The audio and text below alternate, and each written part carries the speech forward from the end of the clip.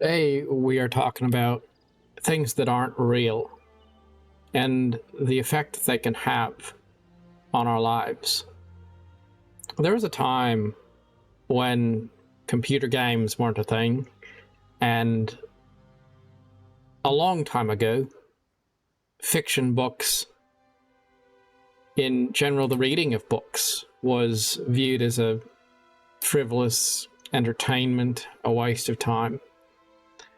People would say, why are you wasting your life reading books and not doing something useful and meaningful with your life? Just much like people will say that about computer games and things of that nature today. But the point I'm getting at is that there's this power that things can have to influence our lives. Things that are not real, things which just exist in our imagination.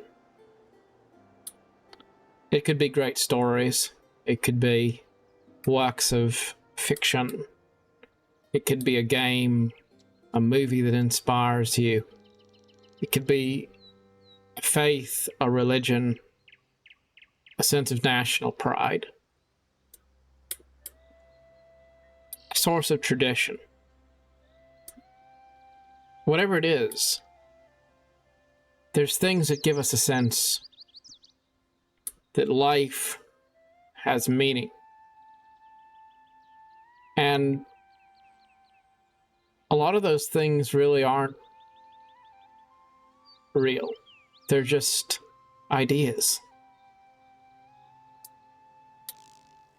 If you really take all of their individual parts and deconstruct them, you wind up with nothing. It's kind of like taking apart a body. When you have all the different parts working together, you have spirit and soul and all the real things of a human being. But if you take all those individual parts and separate them, there's really nothing there. It's just materials. So ideas, they're nothing until you put them all together, and then they have this power. And the power of an idea is very much real.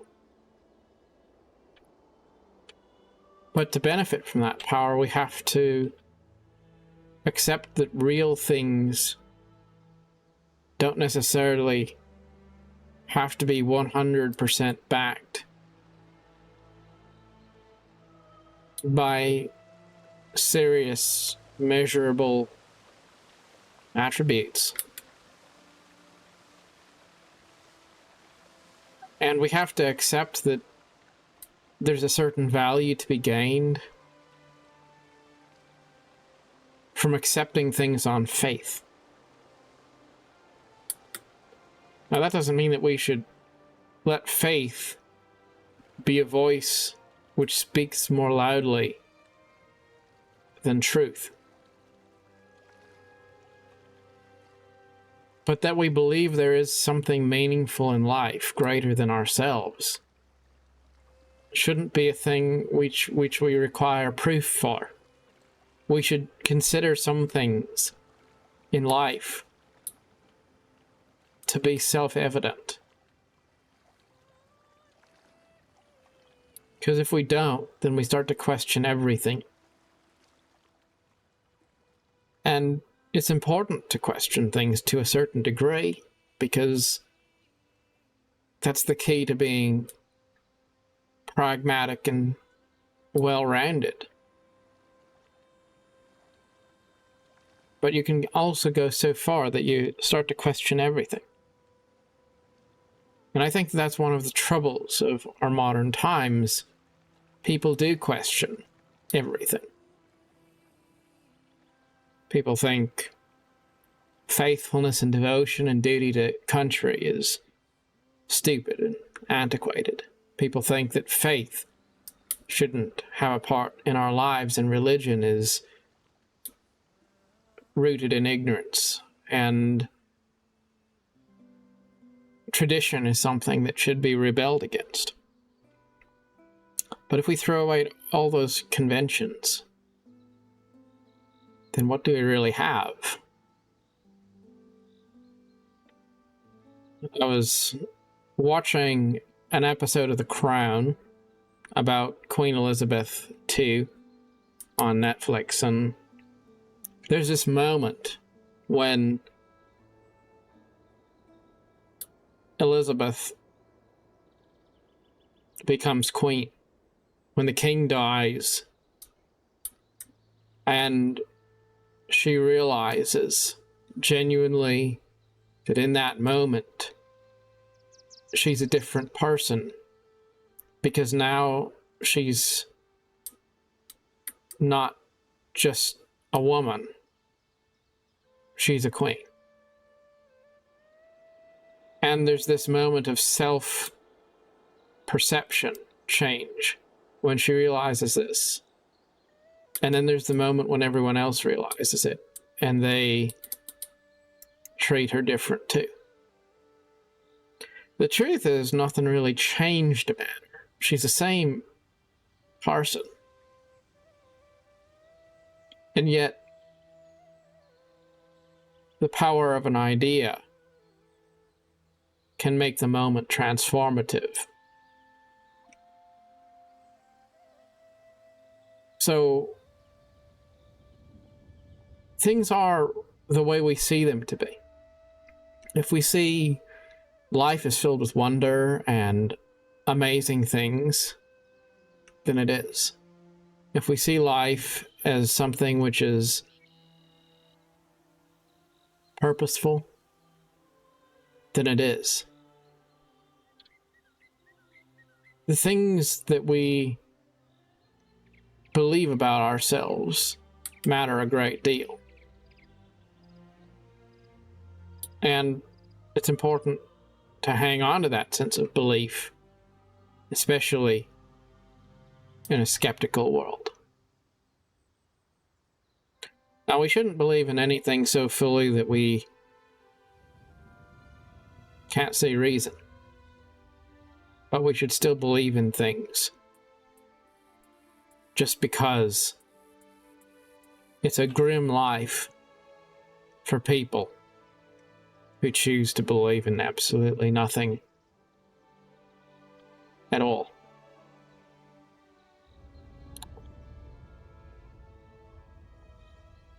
And the truth is, ideas can be just as powerful as physical forces.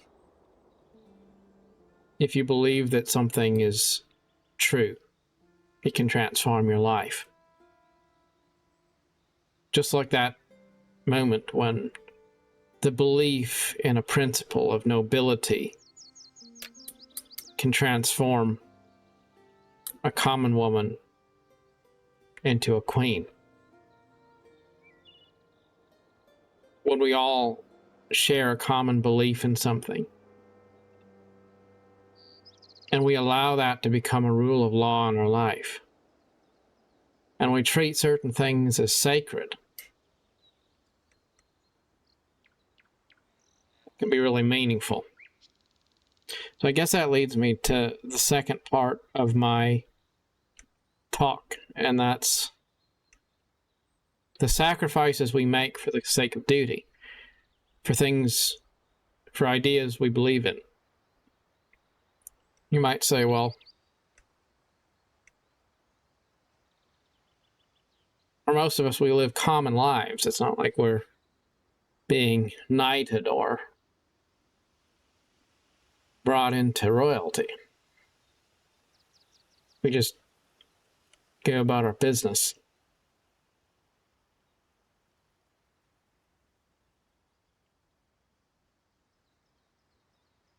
And yet, every day we have the opportunity to make certain sacrifices. We have the opportunity to be respectful when we're tempted to go into some sort of banter that's not respectful, that's not dignified. We have the opportunity to sacrifice our inclinations to just be human. And instead we can choose to do something that maybe doesn't come 100% natural to us, but we believe it's right. And maybe that's when you feel afraid and you choose to put on a strong face anyway. Maybe it's the moment when you don't feel courageous and you choose to tell the truth. Maybe it's the moment when your coworkers and other people start to gossip or say things about other people that's not uplifting, and you decide you're not going to partake in that conversation.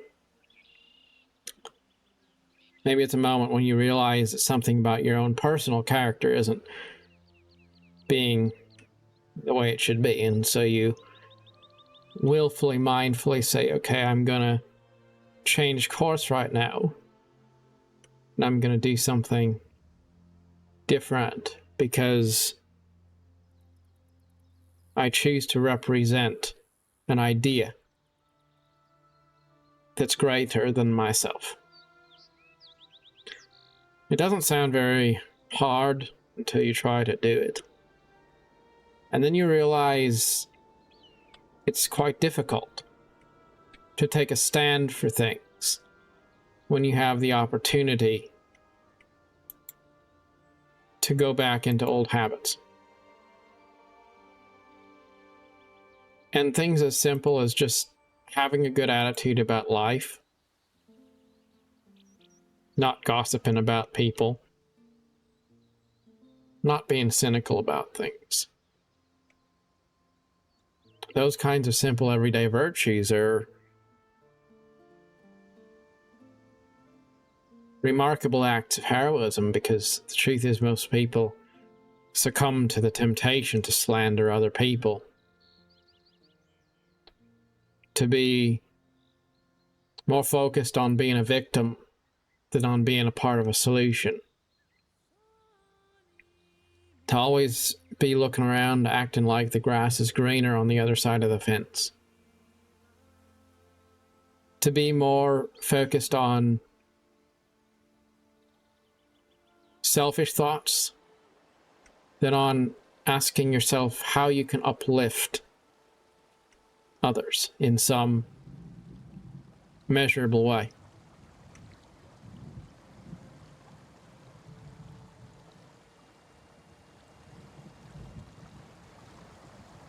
It's important to make sacrifices for the sake of duty, because inside of us there's always two people. There's the person that has sort of a chaotic, random agenda to just do whatever it wants and act out however it wishes. And then there's that part of us that has a sense of faith, part of us that has an idea, a vision of something noble, and we can choose to represent that. It's important that we do. Maybe it's just as simple as listening to your conscience. Maybe that's the point I'm getting at.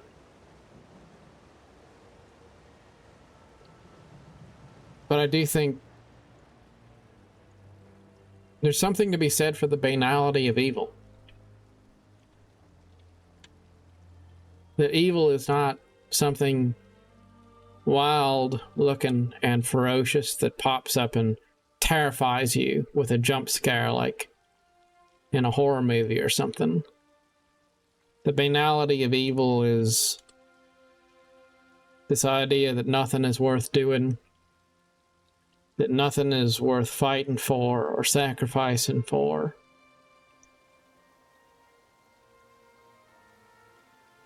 That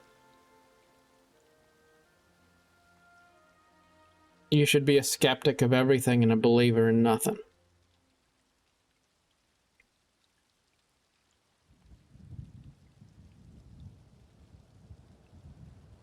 we should believe that life is epic, that it's a glorious adventure.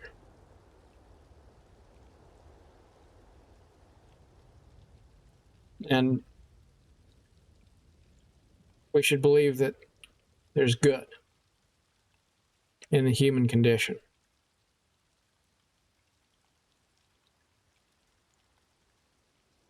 So, as much as we probably ought to be open to new ideas, open to changing our perspectives, we shouldn't live our lives trying to destroy old foundations. We shouldn't always be trying to rage against convention. That's why I like so many different ideas out of history and literature and great stories. All the different religions in the world have something amazing to offer. All the different political systems out there have something amazing to bring to the table.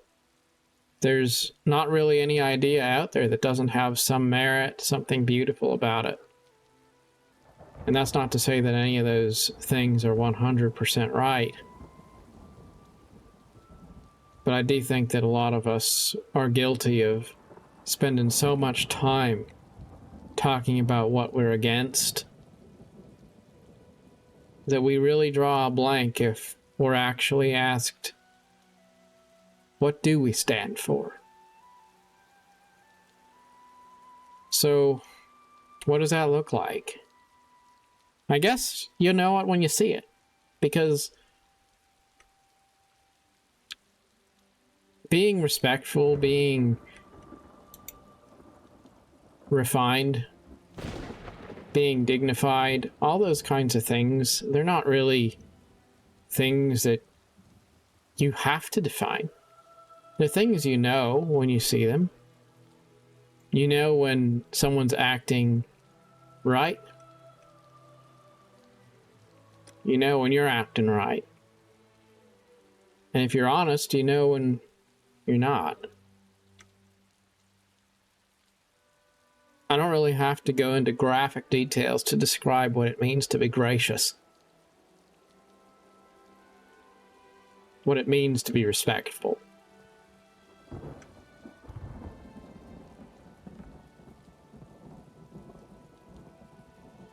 What it means to have good character. You know, there's a lot of times when somebody, maybe they get in trouble in some way and you try to confront them on it, and then they go to the rule book. This happens at work a lot. You tell somebody, well, you know, you're not doing the right thing. And everybody knows they're not doing the right thing. But then what do? They come along and they say, all right, well, where in the rule book does it say that I'm violating a policy? And maybe the rule book doesn't say you're violating a policy. I can't go into some particularly line of the official constitution to tell you here's the rule number that you're breaking. But if we're honest, everybody here at the table knows you're totally violating the spirit of the law. You're totally doing the wrong thing from just a normal common sense perspective. So do we really need a rule book to validate that? Or is it just, if you have to go try to find a rule to prove that you're innocent, then maybe you're not being innocent in the right way. Because service over self, invest and ensure principles that endure.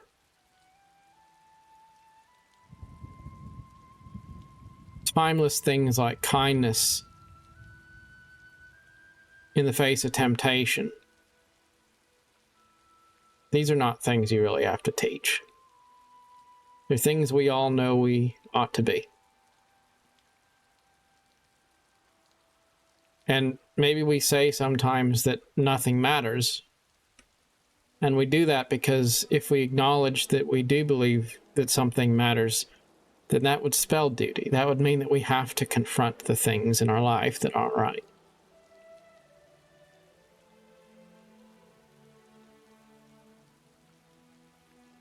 And that's not something we want to do.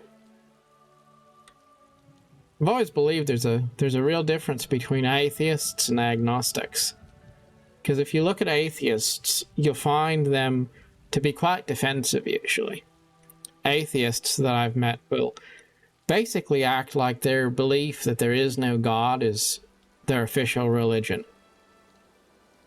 They will fight to the death to prove that the religious people are wrong, that there is no God.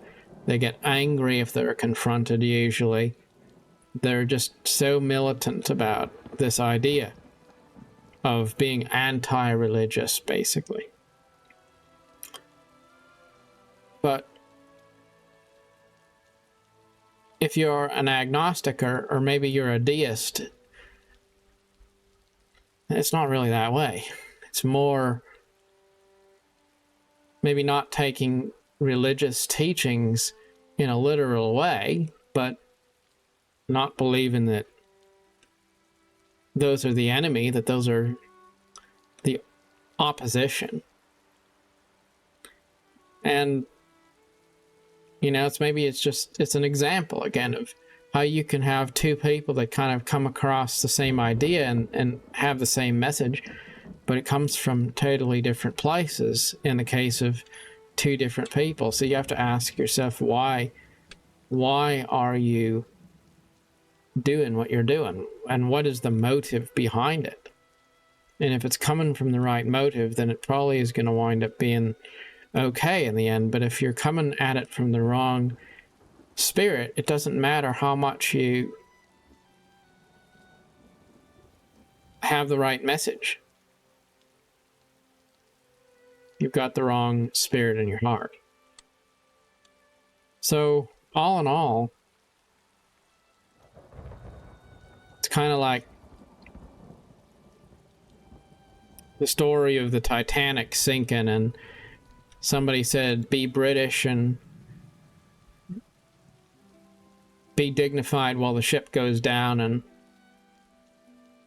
continue to play the violins and make sure the women and children get on the lifeboats. And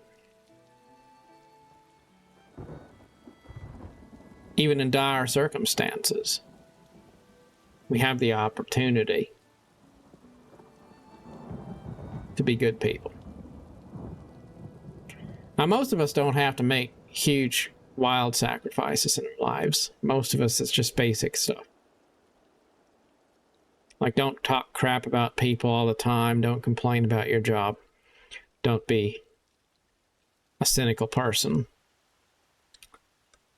Just simple stuff. But we gotta start working, you know? I think we just waste so much time in our lives. And we don't have that much time. We got time to do things we want to do. We don't have time to waste.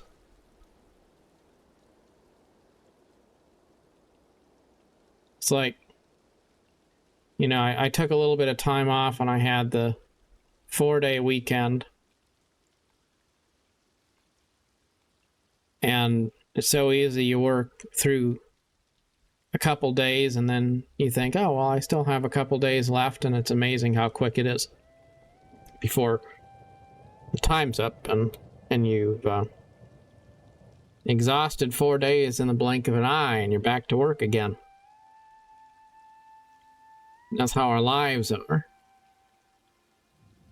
You think you have all day ahead of you, and then just the blink of an eye and the day's half gone. And then the last half of that last day before you go to work, that's when you do all the chores and get caught up on everything, and you clean house and you do all the stuff you needed to do. Stuff you could have done on Friday night that you procrastinated on until Sunday afternoon. I think that's how it is with a lot of our time in life, too. We live our lives and we think we have unlimited time, and we figure we'll deal with our old baggage. We'll get to work on our projects we want to do.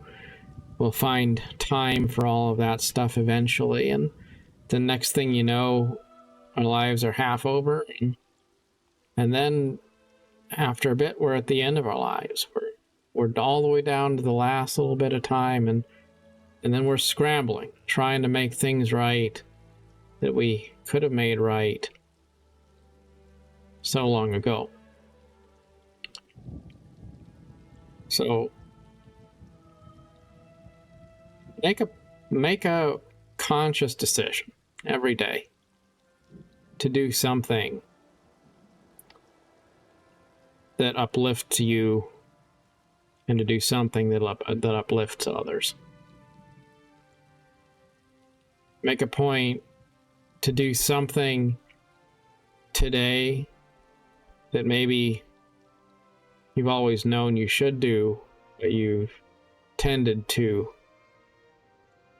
procrastinate about. But mostly just stop overcomplicating it, because we all know what's right on a basic level. It's just a matter of getting to the point where we understand how limited our time is and how sacred our duty is, enough to actually want to do truly what we've always known we ought to do right from the start. Wherever you find yourself on your journey, good luck to you, and thanks again for watching. Till next time, goodbye.